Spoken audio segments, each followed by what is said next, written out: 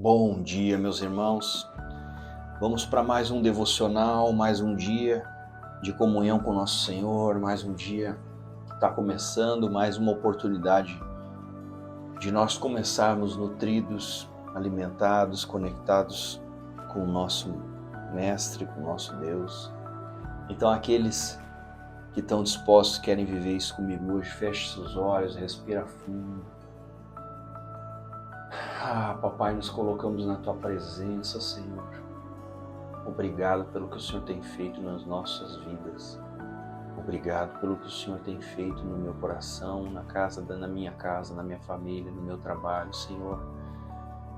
Papai, ajuda-me a continuar a permanecer nesse lugar que o Senhor deu para mim, Pai, que o Senhor criou dentro de mim para que eu habite esse lugar. Senhor, ajuda com que os meus irmãos encontrem os seus lugares na vida, os seus lugares junto de Ti no Teu reino, onde consigam expressar, comunicar, estar numa comunhão linda e perfeita contigo, Pai.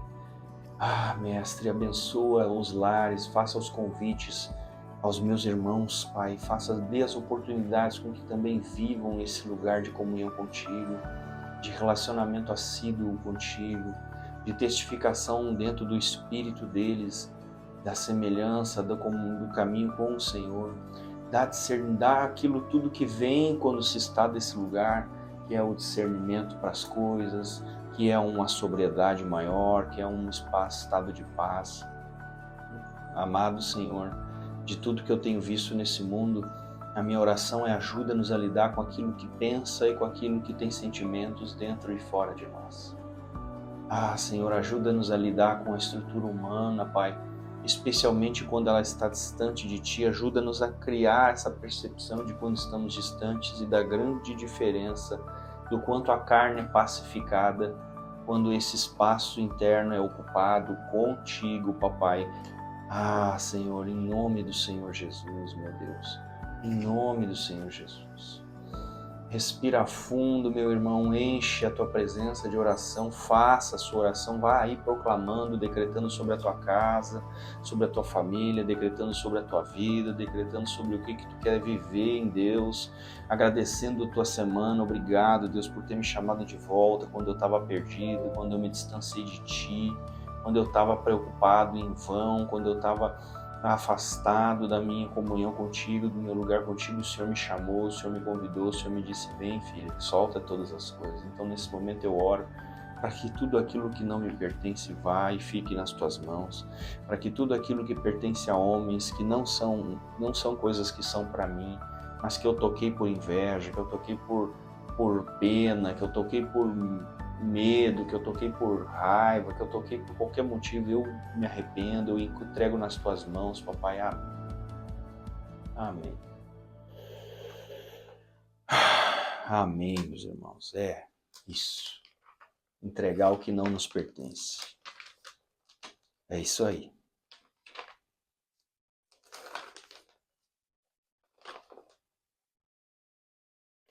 Muito bem, vamos então para o nosso devocional hoje, Mateus 28.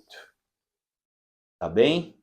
Então respira fundo se você quiser receber essa palavra de olhinhos fechados, se não você escuta, depois a gente faz uma pausa para internalizar. Passado o sábado, no começo do primeiro dia da semana, Maria Madalena e a outra Maria foram ver o túmulo, e eis que houve um grande terremoto, porque um anjo do Senhor desceu do céu e, aproximando-se, removeu a pedra e sentou-se sobre ela. O aspecto dele era como um relâmpago, e a sua roupa era branca como a neve. E os guardas, com medo do anjo, tremeram e ficaram como se estivessem mortos. Mas o anjo, dirigindo-se às mulheres, disse: não tenham medo. Sei que vocês procuram Jesus que foi crucificado. Ele não está aqui. Ressuscitou como tinha dito. Venham ver onde jazia, como tinha.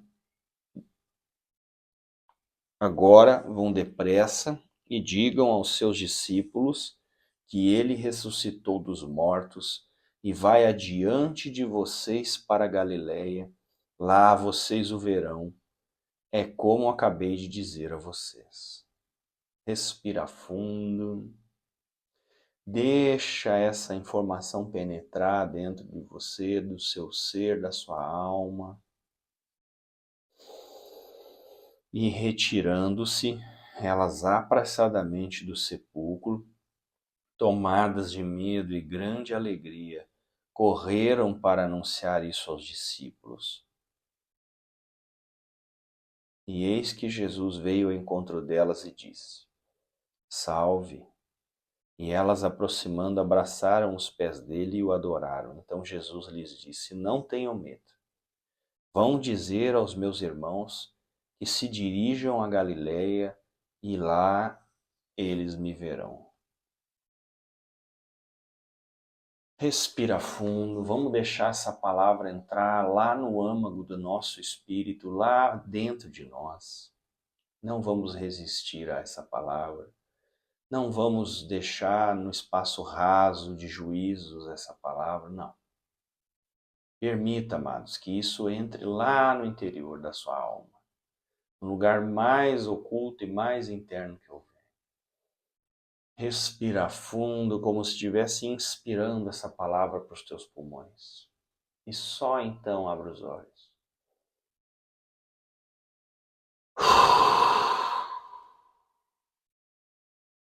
Vamos lá, mais um pouco. E enquanto elas iam, eis que alguns da guarda foram à cidade e contaram aos principais sacerdotes tudo o que havia acontecido. E reunindo-se eles em conselho com anciões, deram grande soma de dinheiro aos soldados, recomendando isso. Digam que os discípulos vieram à noite enquanto dormiam e roubaram o corpo. E se isso chegar ao conhecimento do governador, nós convenceremos e faremos com que vocês não tenham maiores preocupações. Muito bem. É suficiente ou não é? Agora vamos deixar com que isso tudo se aloje, amados. É assim que eu tenho feito, para que eu não caia na intenção de entrar em processos arqueológicos, em processos históricos, em processos da mente. Eu preciso crer o suficiente no que está sendo dito para que isso encontre algo dentro de mim que testifique e traga a compreensão. Então, enquanto na nossa oração estávamos lá, Senhor, ajuda-me a lidar com a carne, com pensamentos e as coisas que sentem, aqui é da mesma forma. Senhor, atravessa aquilo que pensa, atravessa aquilo que sente para me encontrar na minha essência e lá colocar o sentido real do que está sendo dito aqui. Então é isso que nós estamos fazendo aqui. Dando a possibilidade de que essa palavra profunda e cheia de mistérios possa tocar profundamente, e só então nós vamos ousar levantar qualquer comentário sobre esse assunto.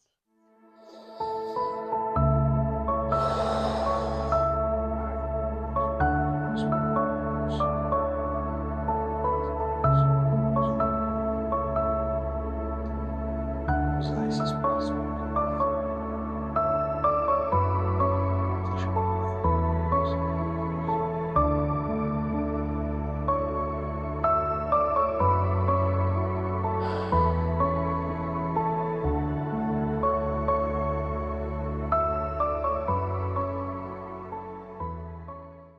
Deixa que essa palavra te cure, irmão.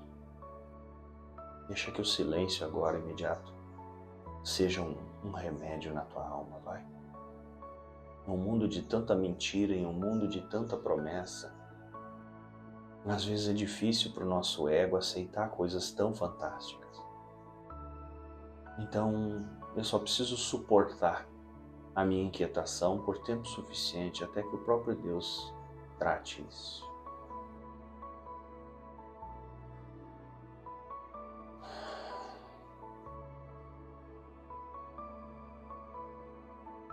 Isso. Quase lá, irmãos. Só mais um pouco.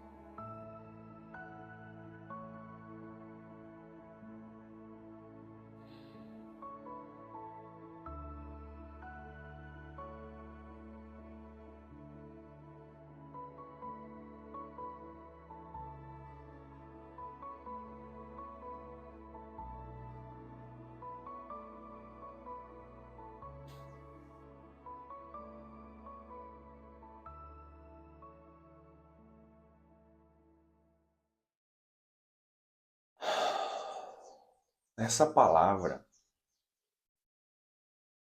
ela muda tudo na minha vida se eu puder acreditar nela. Se eu puder acreditar nessa palavra de Mateus 28, a minha vida, a partir de hoje, ela modifica. Porque a minha realidade tem muito a ver com o que eu acredito que é possível e que não é possível.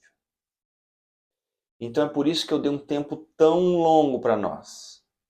E eu espero que você tenha feito esse tempo, se não faça. Tem palavras que são ditas por Deus que precisam de silêncio para que se acomodem na gente, meus amados. E essa é uma delas. Se nós pudermos hoje, aqui juntos, crer que Jesus ressuscitou, que aquelas mulheres viram o que está escrito que foi visto, e que inclusive esses soldados receberam essa soma de dinheiro, foram subornados ao pavor da religião, da igreja e da religião da época. Isso muda tudo ou não muda tudo na sua vida? Porque daí Jesus está vivo, amado. Aí Jesus está vivo. E aí, se Jesus está vivo, você vai passar a falar com uma outra força, uma outra coisa você vai fazer no seu movimento de vida, você vai falar, porque daí aqui Jesus é Deus, Deus, Espírito, tudo parece que se mistura de novo. Então Jesus até a morte, todos os sinais e todas aquelas coisas, as pessoas que o mataram tiveram, assim como no tempo de Moisés, alguns mágicos faziam sistemas e milagres semelhantes aos que Moisés fazia. Então, até a morte de Jesus, ainda havia dentro da mente do povo uma grande dúvida. Uma grande dúvida. Inclusive dentro dos discípulos, havia uma grande dúvida. Então, Pedro tinha acabado de negar Jesus, eles estavam lá desolados, perdidos, sem saber o que fazer, amados. Sem saber o que fazer. Tomé dizia, só acredito se tocar as feridas. O povo que estava com ele, perto dele, tendo testemunhado tantas coisas nesse momento, amados, está perdido. Então, olha o que está sendo dito aqui, a profundidade, que Deus nos ajude a elaborar isso.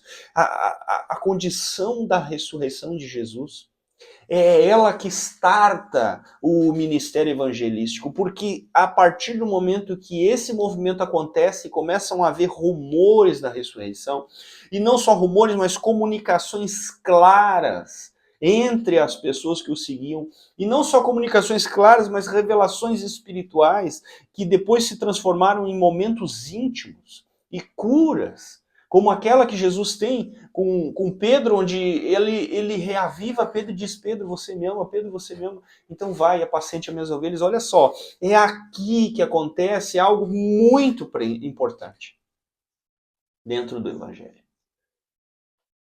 Muito importante. E esse é o grande start do ministério de Jesus, na minha opinião, mais do que necessariamente a cruz, amados. Não, é aqui, amados.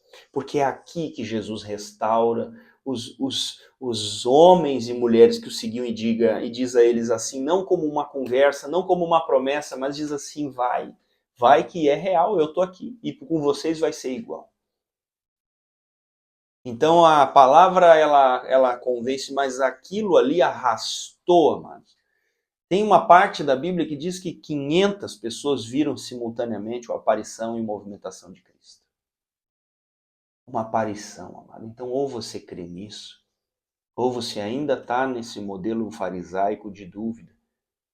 E se você procurar, amados, na história, você vai achar tantas evidências que dizem que Jesus ressuscitou, quanto evidências que vão ser ditas que Jesus não ressuscitou, especialmente dentro do povo judaico, porque o povo judaico, a palavra é dita exatamente ali que ela é dita assim, ó, eles foram pagos para dizer que os discípulos roubaram. E isso é dito até os dias de hoje. Então, amados, Se você precisa de uma revelação, faça então como Tomé e diga ao próprio Cristo: se eu não tocar tuas feridas, eu não crerei. Mas não busque em homens. Que homem pode te dizer, que livro pode te dizer se isso é ou se isso deixou de ser? Eu, como você também deve ter feito, já li dezenas de livros. E tantos livros convincentes me disseram que eu deveria crer numa coisa, quanto livros disseram que eu deveria crer em outra. Mas aqui, se tratando desse assunto e desse momento, eu acreditar de verdade, no fundo da minha alma, que Jesus ressuscitou, muda tudo para mim. Para mim. Porque só muda para quem crê. Ou eu creio, ou eu ainda vou ter dúvidas sobre tantas promessas que ele fez.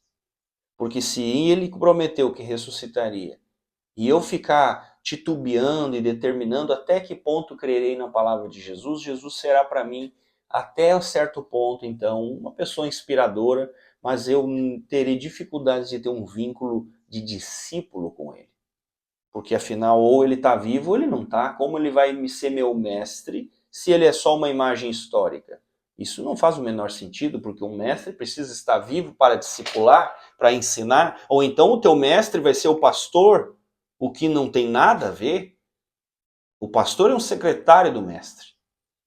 Ou Jesus está vivo e você, sabendo disso agora, se derrama, se debruça e se conecta com ele, ainda que você não possa explicar se ele ressuscitou de um jeito, de outro e de que forma isso se deu. Não, você pode conviver com a relação de crer sem explicação. Aliás, sugiro muito que você consiga encontrar esse estado, onde você simplesmente aceita que não tem nada para entender, mas que você aceita a possibilidade real. Sim, meu mestre ressuscitou e aquilo tudo aconteceu, e eu acredito que homens possam ter mascarado isso. Eu acredito que ele apareceu para os discípulos, eu acredito que ele reposicionou a igreja, eu acredito que foi ali que ele deu o start de todo o ministério, e não só isso, quando foi glorificado, ele derramou o Espírito Santo, e só então, e depois disso tudo, é que o batismo do Espírito Santo chegou, e aí a coisa tomou a proporção que tomou. Então, duas coisas que jamais teriam acontecido, e nós nem estaríamos falando de Jesus se não tivesse acontecido. A ressurreição e a manifestação do Espírito Santo, que deu capacitação aos homens. Sem essas duas coisas não tem a menor condição do cristianismo ainda estar vivo. Então, se todos que falam nisso têm essas duas coisas dentro de si claramente, isso é uma outra história que eu não sei te dizer, porque eu não posso saber o que cabe à vida do meu irmão. Mas a minha pergunta é para mim e para você: cremos nesse momento, do profundo da nossa alma, da possibilidade real de Jesus ter ressuscitado, sim ou não? Eu creio. Então, em nome de Jesus, que é meu mestre, graças a Deus, a melhor coisa que aconteceu na minha vida foi tornar-me discípulo de Jesus.